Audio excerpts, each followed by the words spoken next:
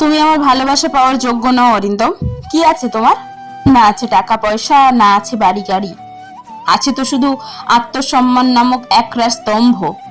আর অহংকার করে বলো আমি সুখেই তো আছি। টাকা না থাকলে সুখে থাকা যায় না, শুধু মেয়ে ভোলানোর কথা আছে মুখে। যে দেখলে আমার বাবা বড়লোক, আমার হাত ধরে তুমি উচ্চবিত্ত হয়ে যাবে, লোকটা সামলাতে পারলে না, আমার সঙ্গে ভালোবাসার নাটক করতে শুরু করলে। আমিও বোকাদের মতো তোমার কথায় বিশ্বাস করে নিলাম। এত কিছু বলে শান্ত হলো তোমা। অরিন্দম বেশ অবাক হলো, কারণ এই তোমাকে সে চেনে, বড় বেশি অচেনা লাগছে তার কাছে। কারণ যে মেয়েটাকে দুদিন আগে তার দেওয়া চুড়ি নিলে সে খুশি ছিল, কিন্তু আজ তার মুখে এরকম কঠিন কথা বিশ্বাস সে করতে পারছে না। কাপা গলায় অরিন্দম বলল, কি হয়েছে তুমি? আমার উপর কি রাগ করেছো তুমি? কি ভুল করেছি বলো? আমার তমুর এই রূপ আমার সহ্য হচ্ছে না। এই তমু শোনা, বলো কি হয়েছে? তোমার রাগী গলায় উত্তর দিল, ন্যাকামি করছো তুমি? এতক্ষণ কি বললাম বুঝতে পারোনি তুমি? আমার এই সম্পর্ক থেকে মুক্তি চাই, শুনেছ? বলেই হুড়মুড় করে বড় বড় পা ফেলে চলে গেল তোমা। এদিকে অরিন্দম শান্ত হয়ে তার যাওয়ার পানে তাকিয়ে আছে। তারা কি করা উচিত সে নিজেই বুঝতে পারছে না। ওর যেন মাথাটা পুরো ফাঁক হয়ে গেছে। ওর মুখে শুধু একটাই কথা শুনেছি, মুক্তি চাই।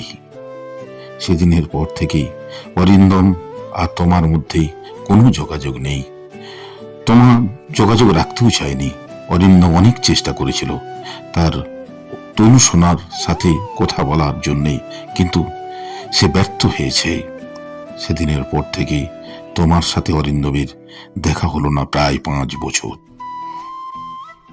তাও আর তোমার চাকরির সূত্রে। তোমার চাকরি খুঁজে অরিন্দমের অফিসে এসেছে। অরিন্দম বেশ অবাক হলো।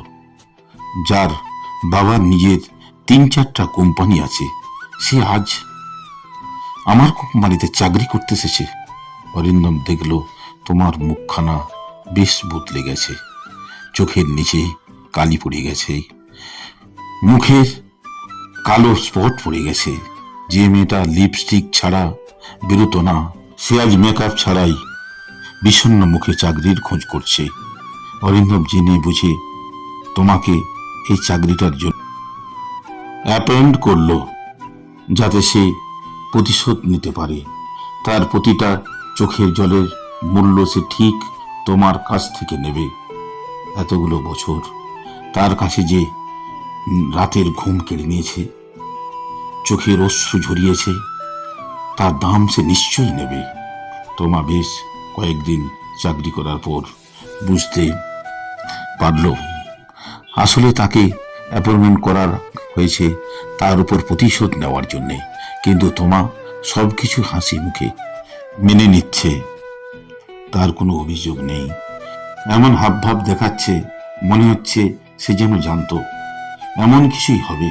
আসলে সে এটা আশা করেছিল, কোথাও না কোথাও জানতো এমন কিছু হবে। তোমা আর প্রিয়া দুজনে একটা কফি শপে বসেছিল, কফি খাচ্ছিল আর সুখ দুঃখের তারা গল্প করছিল।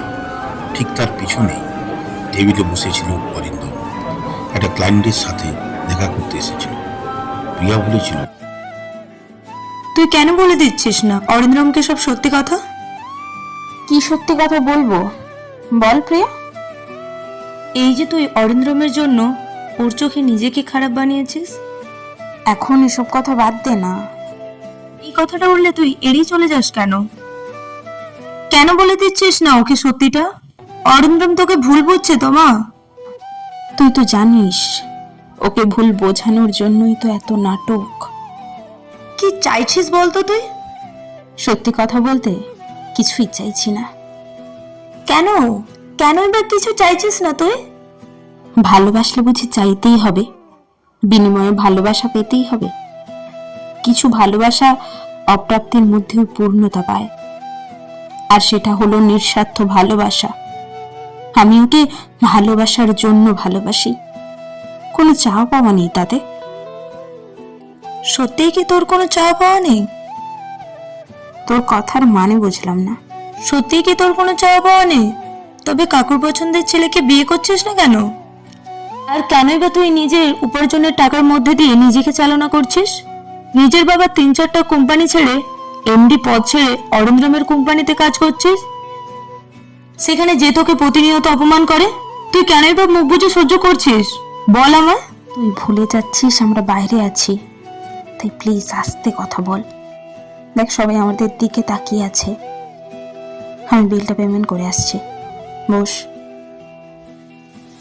বলেই আর কোনো কথা না বলার সুযোগ দিয়ে প্রেমাকে কাউন্টারের কাছে এসে বিলটা মিটিয়ে দিয়ে সে বেরিয়ে চলে গেল।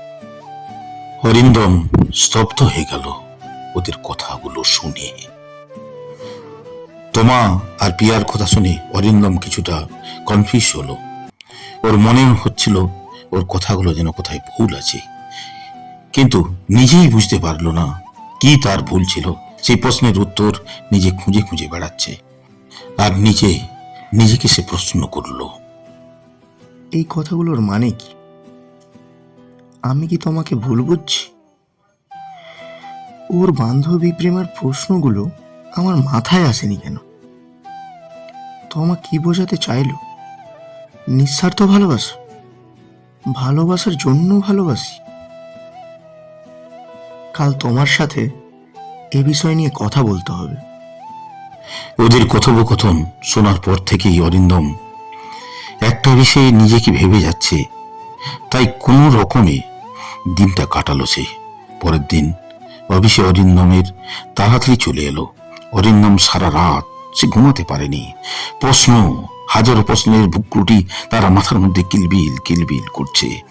তোমা নামক ওই প্রশ্নটা কিছুতেই তাকে ঘুমাতে দিচ্ছে না। তোমাকে অফিসে ঢুকতে দেখে অরিন্দম আরো বেশি ছটফট করতে লাগলো।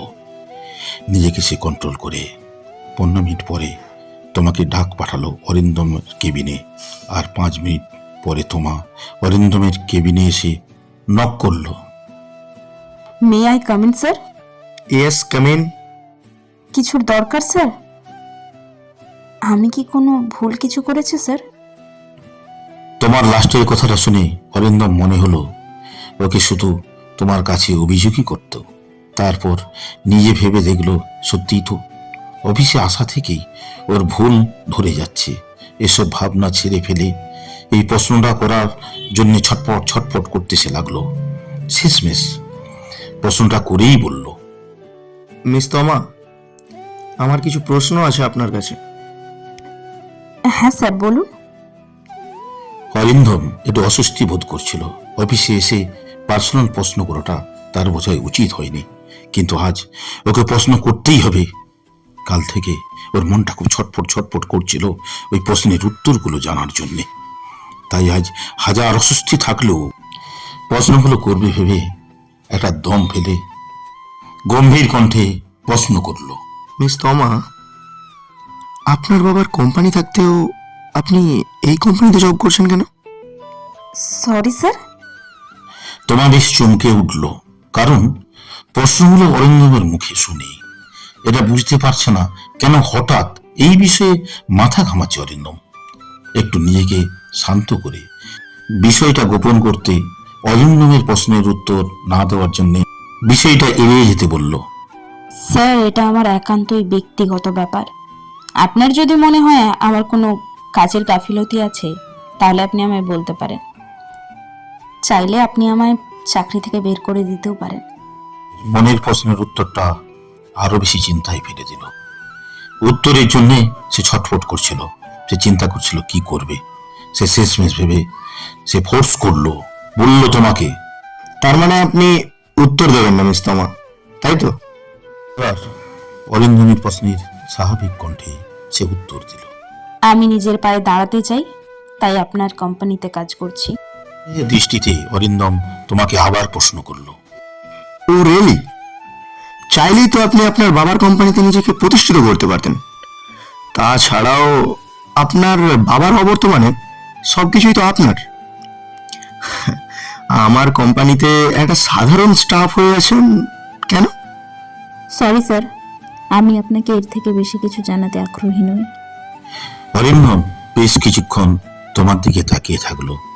5 বছর আগে তোমার প্রেম করছিল অরিন্দমের সঙ্গে, কিন্তু আজ তার কোনো মিল নেই। কতটা দৃঢ়ভাবে উত্তর দিল তোমার, আর তোমার মধ্যে আগের সম্পর্কের ভিন্ন বিষয়কে ছোঁয়াটাও নেই, সেটা ভেবে অরিন্দম অবাক হয়ে গেল। তার মনের সব ভ্রান্ত ধারণা ভুলে গেল তোমার প্রশ্ন শুনে। তাহলে আমি কি এখন যেতে পারি sir? Oh yes, please go. বলার পর তোমা কেবিন থেকে বেরিয়ে গেল, আর ভাবলো হঠাৎ অরিন্দম এরকম প্রশ্ন তাকে কেন করলো। তোমার নিজের জায়গায় আবার নিজে গিয়ে বসলো। আকাশ পাতাল অনেক কিছু ভাবার পর নিজেকে কন্ট্রোল করে সে নিজের কাজে নিজে মনোনিবেশ করলো। সারা সপ্তাহ অফিস আর নিজেকে নিয়ে ব্যস্ত থাকলো তোমা, কিন্তু রবিবার তোমা নিজের পরিবারের সাথে সময় কাটায়। তাই আজকের রবিবার হওয়ার একসাথে লাঞ্চ করতে বসেছিল নিজেরা। বাবা মা একসঙ্গে বসেছিল, আর লাঞ্চের টেবিলে কেউ কারোর সঙ্গে কথা বলছিল না। তোমার মা আর বাবা চোখের ইশারায় কিছু না কথা বলছিল নিজেদের মধ্যে। তাই তোমা নিজেকে আর কৌতূহল আটকে রাখতে পারলো না। সে বলল, বাবা, তুমি কি কিছু বলবে? তোমার বাবা হালকা হেসে মেয়ের প্রশ্নের উত্তর বলল, হ্যাঁ রে মা, তোর সঙ্গে একটু কথা আছে। কি কথা বাবা, বলো। খাওয়া দাওয়া শেষ করে আমার রুমে আয়, ধীরে সুস্থে কথা বলা যাবে। খাওয়ার সময় তো কথা বলতে নেই। খেয়ে নে মা, খেয়ে নে। তোমা কিছুটা ঘাবড়ে গেল, তারপর নিজেকে সামলে নিয়ে স্বাভাবিক গলায় বলল, কি এমন কথা আছে যে কথা খেতে খেতে বলা যাবে না? তোমার মা তোমার কথাটা থামিয়ে দিয়ে সে গম্ভীর কণ্ঠে বলল, খাবার সময় এত কথা বলতে নেই।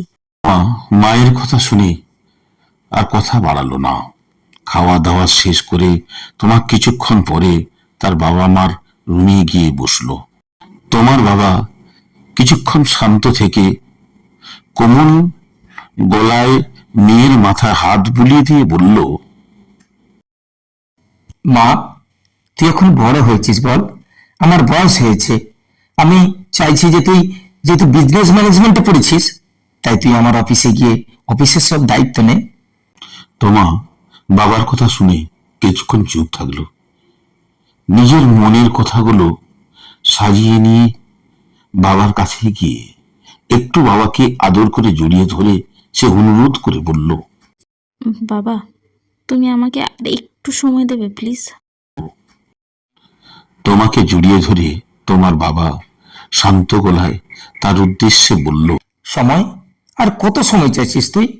1 বছর আগে একটা ভালো সম্বন্ধের বিয়ে এসেছিল, তুই কোনো কিছু না ভেবে না বলে দিয়েছিস, আর অজুহাতে বলেছিস আমি নিজের পায়ে দাঁড়াতে চাই। মেনে নিয়েছিলাম তোর সেই সব কথা, কিন্তু আজ আজ এই কোম্পানিতে জয়েন করতে তোর ক্ষতি কোথায়? আমার পরে এসব যে তোর। বাবার কথায় নিজেকে শান্ত রেখে তোমা বলল, একটা সত্যি কথা বলবে বাবা? সত্যি কি আমি তোমার কোনো কথাই রাখিনি? মানেটা কি বোঝাতে চাইছিস রে মা? বিশেষ কিছু নয়, ছাড়ো বাদ দাও, এসব বিষয় নিয়ে কথা বলতে ইচ্ছে হচ্ছে না। ঠিক আছে, আরো কতদিন সময় নিতে চাচ্ছিস তো নাও। তোমা বাবাকে জড়িয়ে ধরে অপরাধীর গলায় বলল, সরি বাবা, আমি তোমায় অনেক ভালোবাসি। তোমার মা অভিমানী গলায় বলল তোমাকে। আমাকে কেউ কি আর ভালোবাসে? তোমা বাবাকে ছেড়ে মাকে জড়িয়ে ধরে সে বলল, আমার সোনা মা রাগ করে না, আমিও তোমায় খুব ভালোবাসি, তবে বাবার থেকে একটু কম। বলে খিলখিল করে হেসে উঠল। তার কান ধরে বলল তোমার মা। বড্ড পাজি হয়ে গেছিস তুই। তোমার বাবা হেসে বলল, আমার মা তো ঠিকই বলেছে, আমার মতো কেউ ভালোবাসেই না তোমাকে। বলেই বাবা মেয়ে একে অন্যের হাতে মারল। তার মা বলল, উহ, এই দুজনকে নিয়ে আর আমি পারি না। দেখতে দেখতে চলে যায় 2টি মাস। তো এই 2টো মাসের মধ্যে একটা জিনিস ভালো হয়ে গেছে, তোমার সাথে অরিন্দমের ব্যাপারটা একটু পরিবর্তন হয়েছে। আগের মতো এখন তোমার সঙ্গে আর সে ঝগড়াঝাটি গন্ডগোল করে না। খুব ভালো করে হয়তো সে কথাও বলে না। প্রতিশোধের নেশাটা একটু একটু করে অরিন্দমের মন থেকে কমে গেছে। তোমার তাতে বেশ খুশি। একটা প্রজেক্ট নিয়ে অরিন্দম বেশ চিন্তায় থাকে। সেই প্রজেক্টের মূল দায়িত্বে আছে তোমা আর অয়ন। অয়ন আর তোমার মধ্যে সম্পর্ক বেশ ভালো। এই অফিসে তোমার সবচেয়ে প্রিয় বন্ধু অয়ন। এই প্রজেক্টের একটা পেপার ভুল করেছে অয়ন। তোমা শুধু সেটা নিয়ে অরিন্দমের কেবিনে ঢুকলো। অরিন্দমের মাথাটা সকাল থেকে বেশ গরম হয়ে আছে। তোমা যখন অরিন্দমের সাথে পেপারটা নিয়ে আলোচনা করছে, তখন গুরুত্ব পেপারে ভুল দেখে অরিন্দমের মাথা একবার গরম হয়ে গেল। রাগী কণ্ঠে বলল, মিস তমা, যদি কাজ করার ইচ্ছে না থাকে তাহলে কাজটা ছেড়ে দিন। এটা আপনার বাবার অফিস না, আর আপনি এখানে এমডিও নন। এত ইম্পর্টেন্ট প্রজেক্টে আপনার খামখেয়ালি চলবে না। খামখেয়ালিগুলো না হয় আপনার প্রেমিকের সাথেই করবেন। এই প্রজেক্টে একটুও ভুল আমিও টলারেট করব না। I hope all clear miss তমা। ইউ মে লিভ নাও।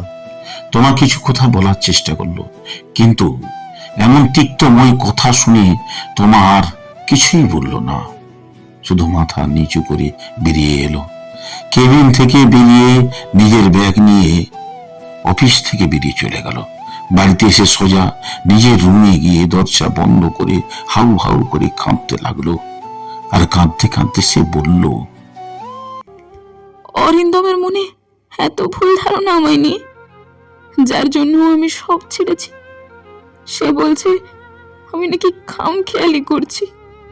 আমি যার ভালোর জন্য নিজের বয়সের আগে বড় হয়ে গেছি, সে বলছে আমি নাকি প্রেমিকের সাথে খামখেয়ালি করি, যার কারণে আমি নিজের কৈশোর জীবনের আবেগগুলোকে তুচ্ছ করে নিজেকে তার চোখে খারাপ বানিয়েছি। প্রতি রাতে চোখের জল ফেলেছি। সে বলছে আমি নাকি খামখেয়ালি করি। খামখেয়ালি তো 17 বছর বয়সেই ছেড়ে দিয়েছিলাম, শুধু তোমায় প্রতিষ্ঠিত করব বলে। আমি খামখেয়ালি সেই তখনই ছেড়ে দিয়েছি। এখন একটু ভালোবাসো না না আমায় তুমি, কিন্তু আমি যে তোমায় বড্ড ভালোবাসি, এখনো অনেক ভালোবাসি আমি তোমায়। এই অরিন্দম, শুনতে পাচ্ছ? তোমার তমু শোনা তোমায় বড্ড বেশি ভালোবাসে। তবে আজকের বলা কথাগুলোর মূল্য তোমাকে দিতেই হবে। তোমার কোনো ভুল ধারণা আমি ভাঙাবো না। এই চাকরিটা আমি ছেড়ে দেব, আর তোমার সামনে যাব না, আর কোনো খামখেয়ালিও করব না। আর নয়, এভাবে আর নয়। কথাগুলো বলতে বলতে খুব কাঁদছিল তোমা। পরের দিন অফিসে গিয়ে প্রজেক্টের মিটিং সেরে নিজের ডেস্কে গিয়ে বসলো তোমা। খুব ভালো করে প্রজেক্টের রিপ্রেজেন্ট করছিল তোমা। ডেস্কে বসে নিজের রিজাইন লেটারটা নিজেই লিখে কপিটা বের করে নিল। বের করে খামের মধ্যে ঢুকালো। কিছুক্ষণ সে চিন্তা করলো, নীরব হয়ে থাকলো। তারপর পিয়নকে ডেকে বলল, জেঠু, স্যার কেবিনে গেলে আমায় একটু জানিয়ে দেবে প্লিজ। ঠিক আছে মামনি, আমি জানিয়ে দেব তোমায়। ধন্যবাদ জেঠু। মামনি, তোমায় আমি কফি দেব? তোমায় খুব ক্লান্ত দেখাচ্ছে। ঠিক আছে, তুমি আমায় 1 কাপ কড়া কফি দাও। বলেই পিয়ন চলে গেল। কিছুক্ষণ পর অয়ন এসে তোমার কাছে দাঁড়ালো, আর সে বলল, কংগ্রাচুলেশনস তোমার। কিসের জন্য? এই যে এত ভালো করে প্রেজেন্টেশন দিলে, এবার তো প্রমোশন নিশ্চিত তোমার। দেখা যাবে কালকে তোমার প্রমোশন লেটার চলে এলো। আর একটা বিষয় নিয়ে তোমার কাছে আমার ক্ষমা চাওয়ারও আছে। কি বিষয়? এই যে আমার ভুলের জন্য তোমায় কতগুলো কথা শুনতে হলো স্যারের কাছ থেকে। আই এম সরি তোমা, আর থ্যাংক ইউ। আবার কিসের জন্য ধন্যবাদ? এই যে স্যারের কাছে তুমি আমায় নিয়ে নালিশ করনি, এটা অফিসের অন্য কে হলে নালিশ না করে ছাড়তো না, তাই থ্যাংক ইউ। আরে এসব কথা বাদ দাও তো। আর বন্ধুত্বে এত ফর্মালিটি চলে নাকি? একটা সত্যি কথা বলবো তোমা, কি বলবে বলো। সত্যি তোমার মতো এত ভালো কাউকে দেখিনি। এত ভালো হতে নেই তোমা, এত ভালো হলে কষ্ট পেতে হয়। তোমা আজ্ঞা হেসে অরিন্দমের দিকে তাকিয়ে বলল, সত্যি? আসলে তুমি ভালো বলে সবাইকে ভালো ভাবো, এই আর কি। তোমাকে একটা কথা বলাই হয়নি। কোন কথা বলনি আমাকে? এই যে আমি স্যারকে বলে দিয়েছি যে সব ভুলটাই আমার ছিল, পেপারের ভুলটাও আমার। পেছন থেকে আরেকজন কলিগ অয়নকে ডাকলো। অয়ন আসি বলেই চলে গেল। তোমা একটু হাসলো আর মনে মনে বলল, চাকরিটাই তো ছেড়ে দিচ্ছি আমি, তাই কি আমার আর প্রমোশনের দরকার নেই?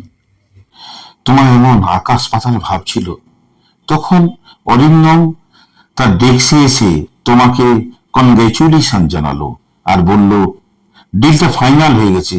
সবাই তাকে কনগ্রেচুলেশন জানালো, সবাই করতালি দিল। অরিন্দম তোমাকে বলল, মিস তমা, একটু পরে আমার কেবিনে আসুন তো। অরিন্দম নিজের কেবিনে চলে গেল। তোমার সবাইয়ের সাথে কথা বলে একটু পরে অরিন্দমের কেবিনে গিয়ে হাতে নিয়ে গেল একটা resign letter. May I come in sir? Yes, come in. Toma বসো, তোমার সাথে আমার কিছু জরুরি কথা ছিল। তোমার প্রথমে একটু চমকালো। এতদিন পর অরিন্দমের মুখে মিস তোমা থেকে শুধু তোমা নামটা শুনলো, তবুও নিজেকে সামলে গম্ভীর গলায় বলল, স্যার, আমারও কিছু দরকার আছে আপনার সাথে। কি দরকার বলো? না স্যার, আপনি আগে বলুন, কি জরুরি কথা আছে আপনার? অরিন্দম নিজেকে কিছুটা একটা ইতস্থিত ভাব করলো। অপরাধী কণ্ঠে তোমাকে বলল, সরি তোমা, আমি তোমার সাথে কালকে একটু বেশি রুড বিহেভ করে ফেলেছি। আসলে কালকে কোনো কারণে মাথাটা খুব গরম ছিল, তারপর ফাইলে ভুল দেখে মাথাটা খুব গরম হয়ে গেছিল। সরি তোমা, তোমায় অতগুলো খারাপ কথা বলা আমার উচিত হয়নি। I am really sorry Toma, I hurt you too much, I am sorry. তোমার স্বাভাবিক কণ্ঠে অরিন্দমকে বলল, না স্যার, ঠিক আছে, আপনি আমার বস, অবশ্যই আমার ভুল হলে শাসন করতে পারেন। আমার দ্বারা আপনার অফিসের কোনো কাজের ক্ষতি হলে I am sorry sir. Please তোমা, এমনভাবে বলো না। আমি জানি সেদিন তোমার কোনো ভুল ছিল না, অয়ন আমায় সবটা বলেছে, সেই কারণেই আমি আমার ভুলটা বুঝতে পেরেছি। I am really sorry. না স্যার, কোনো ব্যাপার না। আপনি এই অফিসের বস হয়ে আমার কাছে ক্ষমা চাইবেন, এটা আমার কাছে খুব লজ্জাজনক একটা ব্যাপার। স্যার, আপনি কি আর কিছু বলবেন? হ্যাঁ, আমি তোমার প্রমোশন লেটার মেল করে দিচ্ছি। প্রমোশনের জন্য কংগ্রেচুলেশনস তোমা। স্যার, আমি আপনাকে এটা দিতে এসেছিলাম। রিজাইন লেটারটা টেবিলে রাখলো। অরিন্দম কৌতূহল বশত বলল, কি আছে খামে? আমি রিজাইন করছি, এটা তারই লেটার স্যার। অরিন্দম বেশ অবাক হয়ে গেল হঠাৎ তোমার রিজাইন লেটারটা দেখে। অরিন্দম ব্যস্ত হয়ে প্রশ্ন করল তোমাকে, হঠাৎ রিজাইনের সিদ্ধান্ত কেন? আমার কালকের খারাপ ব্যবহারের জন্য বুঝি? কালকের খারাপ ব্যবহারের জন্য আমি সরি বলছি তো তোমা।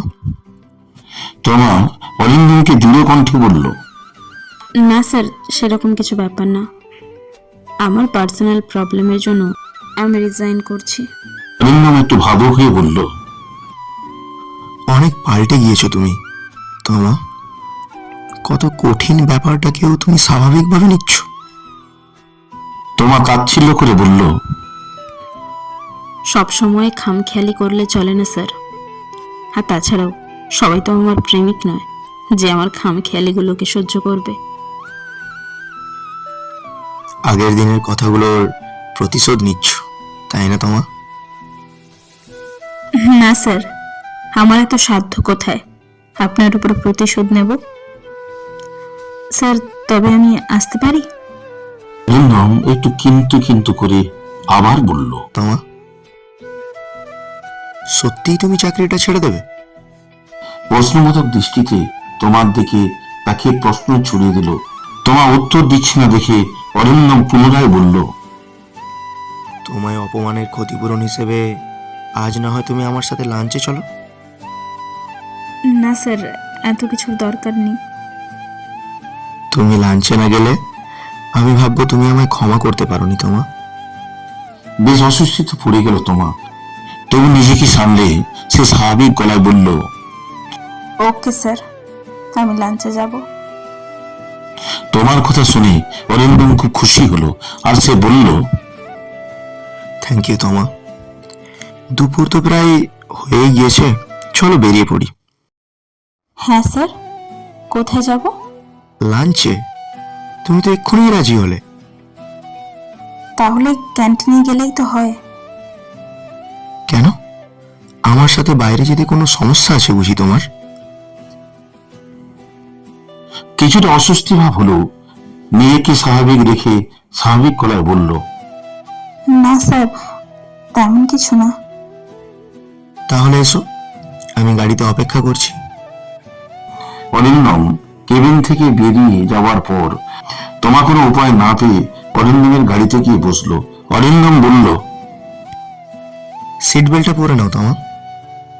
পরে খেয়াল করলো অরিন্দম তাকে মিস তোমা না বলে শুধুই তোমা বলে ডাকছে। ব্যাপারটা ভেবে মনে মনে খুব হাসলো। অরিন্দম গাড়ি স্টার্ট দিল। গাড়িটা একটা ধাবার সামনে এসে দাঁড়ালো। অরিন্দম আর তোমা দুজনেই গাড়ি থেকে নামলো। তোমা গাড়ি থেকে নেমে একটু অবাক হলো, কারণ এই ধাবায় অরিন্দমের সাথে একবার সে এসেছিল ওদের রিলেশনের সময়। তাছাড়া অন্য সময় তোমা মাঝে মাঝে এখানে আসে। অরিন্দমের কথা যখন খুব মনে হয় তখন সে একবার আসে, এসেই ধাবায় বসে। বড় বেশি ভালোবাসে তোমা অরিন্দমকে। তোমার ভাবনা জগতে ছেদ পড়ল। অরিন্দমের কথাটা শুনে অরিন্দম বলল, কোন জগতে হারিয়ে গেলে তোমা? চলো ওই টেবিলটাতে গিয়ে বসি। স্যার, কিছু মনে না করলে আমি একটা কথা জিজ্ঞেস করব? হ্যাঁ বলো, কি বলবে? আমরা এই ধাবায় কেন এসেছি? আমরা তো অন্য কোনো রেস্টুরেন্টে গিয়েও বসতে পারতাম। কেন, তোমার ভালো লাগছে না বুঝি? না না, আসলে কথাটা একটু বলেই চুপ করে গেল তোমা। অরিন্দমের মন খারাপ হয়ে গেল তোমার কথাগুলো শুনে।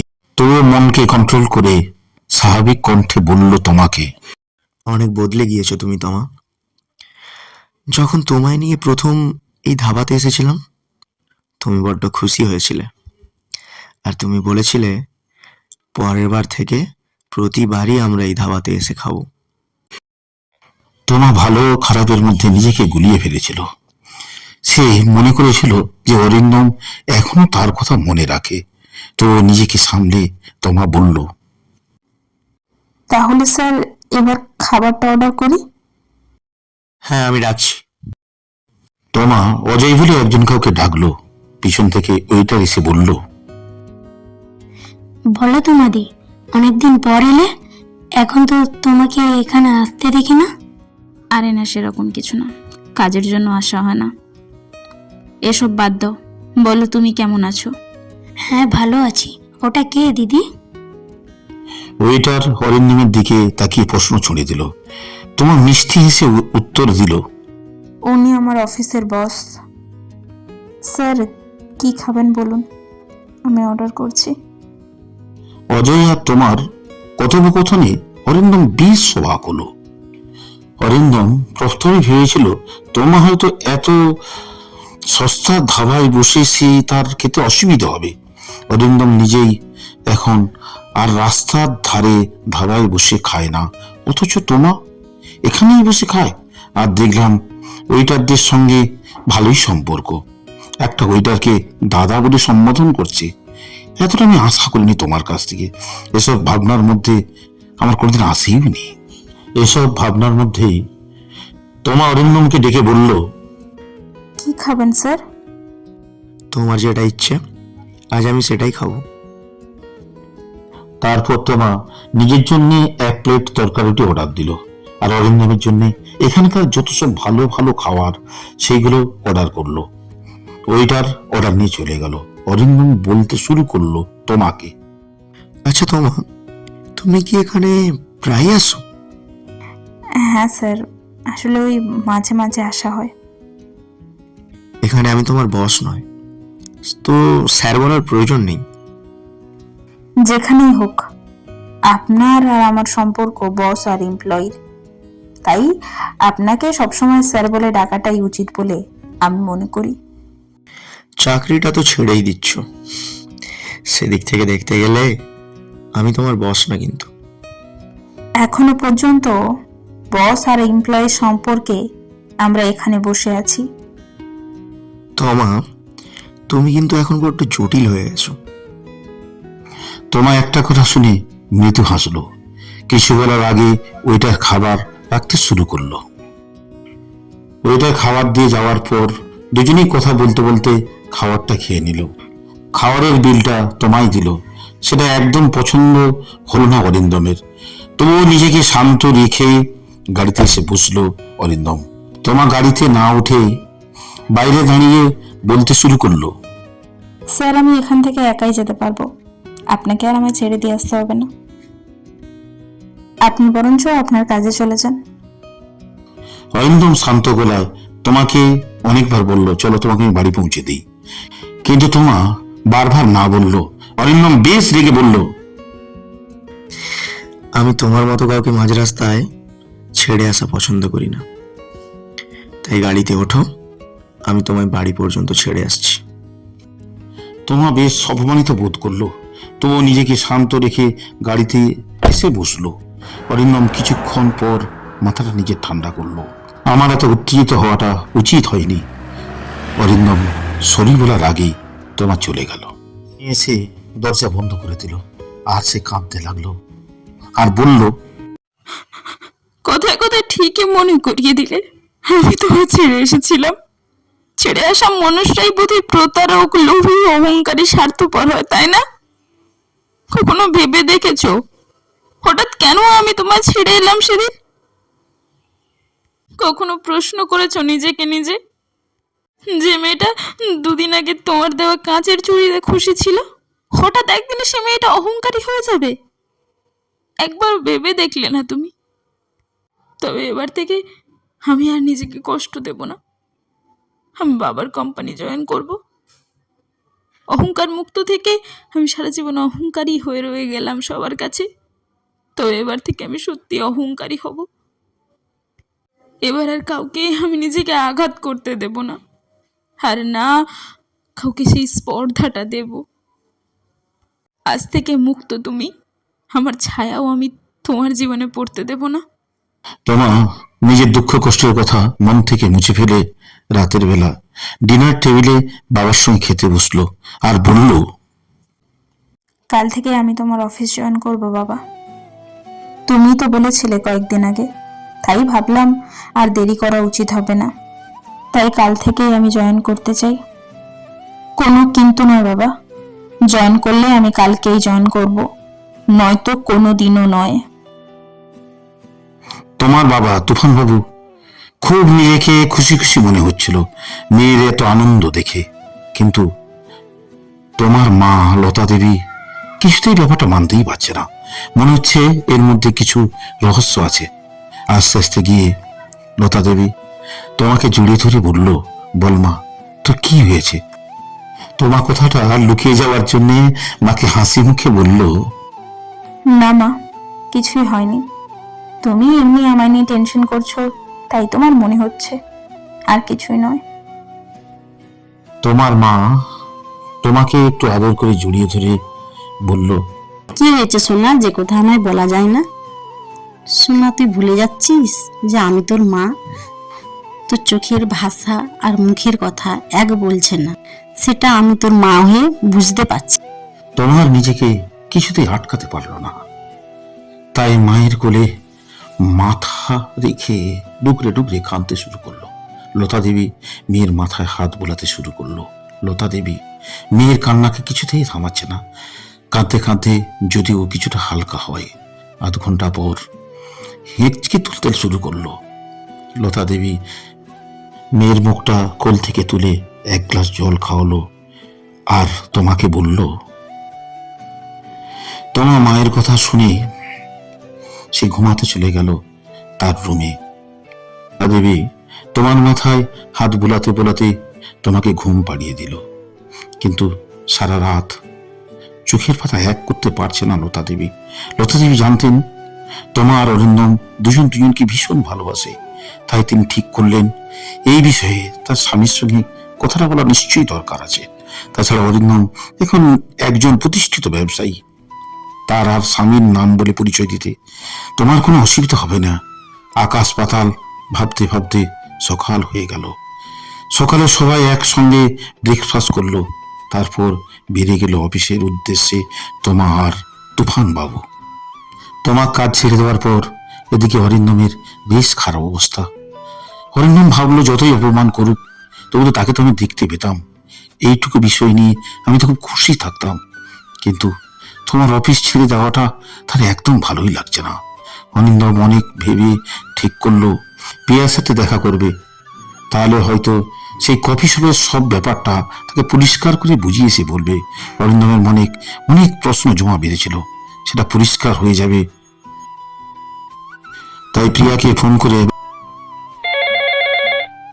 হ্যালো, কে বলছেন? হ্যালো, আপনি কি প্রিয়া বলছেন? হ্যাঁ, কিন্তু আপনি কে? আমি অরিন্দম বলছি। অরিন্দমের ফোন পেয়ে প্রিয়া খুব চিন্তায় পড়ে গেল।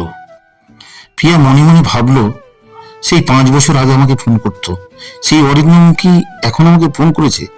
অরিন্দম ফোনের অপর পাশ থেকে বলল, হ্যালো প্রিয়া, শুনতে পাচ্ছেন? হ্যাঁ, শুনতে পাচ্ছি। আপনি কি অরিন্দ্রম দা বলছেন?